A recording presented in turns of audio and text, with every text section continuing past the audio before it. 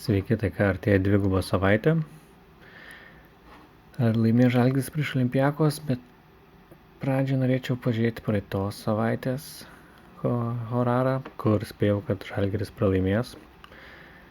Tiesa, suklydau ir manau, kad klaida buvo tame, kad aš nuvertinau, kad Venera daug ilgiau buvo savo stiprybė, savo ženklė negu Marsas, kuris labai greit prarado savo stiprybę, todėl manau, kad to dėka Žalgiris vis dėlto laimėjo varžybas. Šį kartą prieš Olympiakos labai panašus horaras. Žalgiris pirmas būstas Jautė, Jaučio valdovas Venera. Bet Venera jau šį kartą yra kritime, nes jau yra Skorpionė žvaigždynė, tai labai silpna. 7 būstas Olympiakoso, Skorpionė valdovas Marsas irgi jau praradė savo stiprybę, nes išėjęs iš Skorpiono, bet šaulyje jis nesijaučia taip prastai kaip Venera Skorpionė.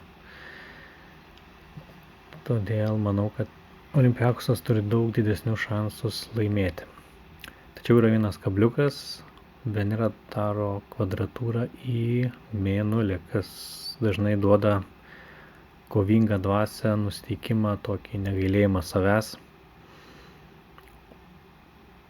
Vėl manau, kad Žalgiris turėtų kovoti, bet abejoju, ar to užteks, nes juolab, kad Venera kritime, plus dar Saulė 7 būste, todėl viską susumavus, manau, kad dėja, bet Olympiakosas turėtų laimėti. Bet gal kaip paskutinius kartus buvo, spėju, kad Žalgiris pralaimės, o jie laimė.